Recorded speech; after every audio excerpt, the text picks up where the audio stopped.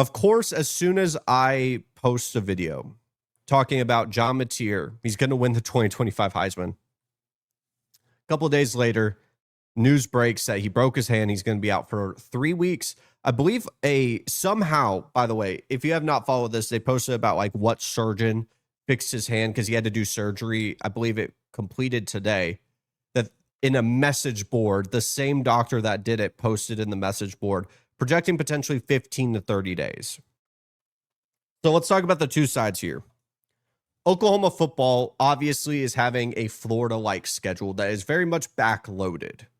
We won't go through the entire schedule. If you want to go see it, you can go find it. But it's been something that we've been talking about since the off season. And this is a brutal blow, but how bad? Because honestly, if it were to happen at any point in the season, this might be the best window, depending on how long it takes. Now, there is obviously a caveat to this, but you didn't want it to be in the bulk of your SEC play. So they're going to be on a bye week this week. Full 7 days, no football. Then you're going in to play Kent State. Kent State's not a good football program. So we're at 2 weeks, 14 days. Maybe shaving a couple days, maybe it's 12. Then you have another game week, and then you go play Texas. Now, it wouldn't shock me if Oklahoma throws out a couple rumors here and there that maybe John Mateer could be ready for that Red River game. Because I know Oklahoma fans would love it, but it wouldn't surprise me if they were to put those rumors out there to leave it in the gray area for Texas in terms of their preparation. Because who they are going to play for Kent State is Michael Hawkins Jr. And Michael Hawkins Jr. is someone that played last year. He even played in Red River. Now, the problem is a couple of factors. Obviously, it's not John Mateer. John Mateer leading the Heisman race right now.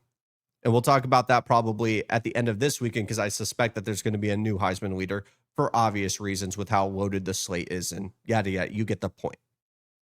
But when we're talking about Michael Hawkins Jr., a lot of people are just going to look back to last year and almost forget the context of how bad the situation around him was.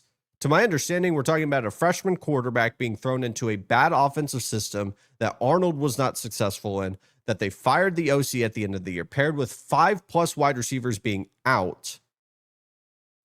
I think there's a lot more hope for a guy like Michael Hawkins, at least in this intermediate stint. I think he is a guy that has bought into the program because he could have easily transferred, especially after Mateer joined. And is he going to be at the same level? No, but I don't think Oklahoma needs him to. I think they desperately need a guy like Jaden Ott to be at 100%. And what we thought Jaden Ott could be, that would be massive for Oklahoma because their rushing attack was solely predicated on the legs of a John Mateer. And to be fair, Michael Hawkins does bring that. The question does become through the arm, but he's in a better system. He's got a better defense that's going to give him better opportunities. It doesn't feel like if he doesn't score here, he's never going to see the ball again. It's just going to increase the lead. And if it's just Texas, and I say just Texas, it's literally their biggest game of the year.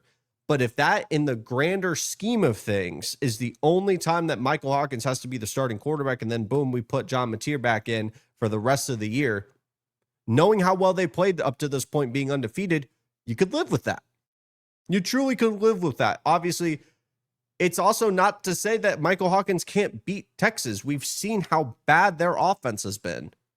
So why not just say potentially Michael Hawkins after a year since playing Texas with basically no wide receivers, no offensive identity whatsoever, and in much improved defense, he could step in and win that. But we'll get to that point when we do. I don't think OU is cooked. I don't think Oklahoma is in a, I wouldn't say bad position because no starting quarterback injury puts you in a better position by any means, but I would say that Oklahoma is far from in a never, I think the best way I could say it, Oklahoma is just not going to be in a position right now based on just solely this injury that takes them out of like college football playoff contention. Now, if this was happening in the bulk of like October, November, where their season really gets difficult, I would be talking about that because they couldn't afford maybe 3 straight losses, but it's a bye, Kent State, and then obviously Texas. Now, if that goes to South Carolina and John Mateer's not able to play then, I get worried. But it sounds like it's a broken hand injury. Surgery went well.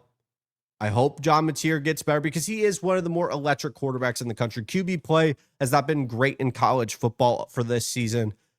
And I think a lot of people are kind of waiting for that electrifying player. Mateer kind of gave that to you, kind of the Manziel-esque plays, some of the plays we saw Baker do, some of the things that you'd see on the highlights. I think people kind of miss that. And Mateer was able to provide that. So I wouldn't say Oklahoma is cooked in any fashion. I do think the Heisman odds do take a dip depending on how quickly he comes back. But imagine the storyline of Mateer coming back for the Red River Shootout, known by no other name, comes back and beats Texas. Yeah, you could see him at New York, and he's already holding up the trophy.